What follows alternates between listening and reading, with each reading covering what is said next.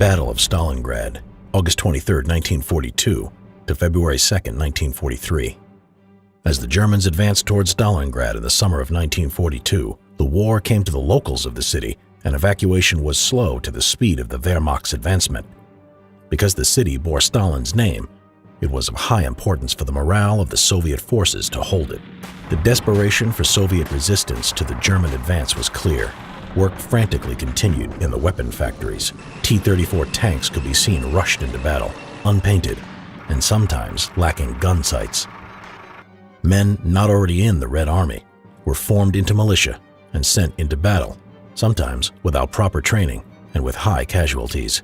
Women and children dug trenches and built protective fortifications, but would also fight as machine gunners, in gun crews, and as scouts and snipers. On the 12th of September, the first German troops moved into the city.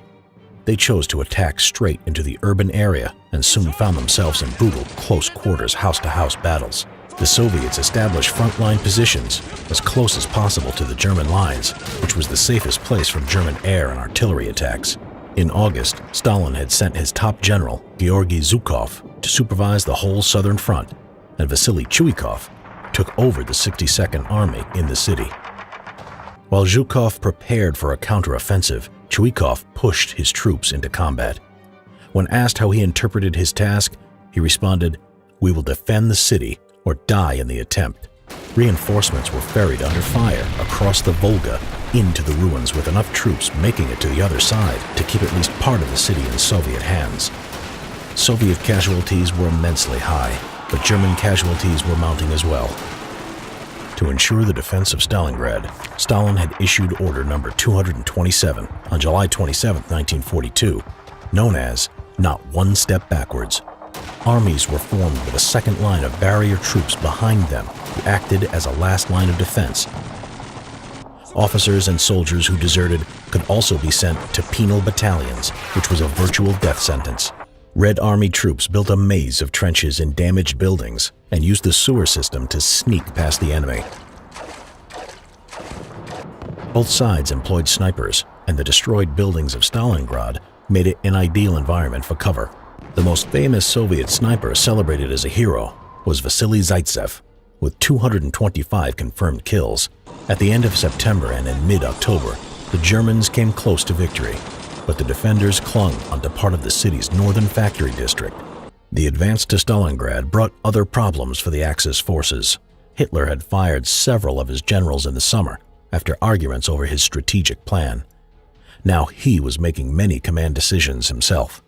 The winter caused problems for both sides, breaking down tanks and making weapons more difficult to operate. However, the Red Army had better clothing for the freezing cold conditions, with quilted jackets and fur hats. Stalingrad had expanded the German front, and as a consequence, the Italian and Romanian armies were brought in to support the flanks of the 6th Army and 4th Panzer Army. Fighting inside Stalingrad was sapping German forces and causing them to pull units from flanks into the city. The Romanian and Italian troops were poorly trained and had low morale. Therefore, they would be the first targets for the planned Soviet counteroffensive. The Soviets attacked Hungarian positions north of Stalingrad on November 19th, and to the south the next day, devastating the Romanian fronts. Within a week, the two advancing Red Army forces had joined up and cut Stalingrad off. General Paulus asked permission to break out, which he could have done, but Hitler refused, instead promising to resupply the trapped German army by air. General Erich von Manstein was brought in to lead a relief attempt for the surrounded pocket, but had to retreat before Christmas. The air supply effort also cost the Luftwaffe hundreds of transport aircraft and only managed to deliver a fraction of its supplies. Now short of fuel, food, and ammunition, the German 6th Army now faced superior forces all around them. The last German troops in the city would surrender on February 2, 1943, but sporadic fighting around the city went on until March. The Battle of Stalingrad was a crushing blow to Nazi Germany, and the losses to the Wehrmacht could not adequately be replaced.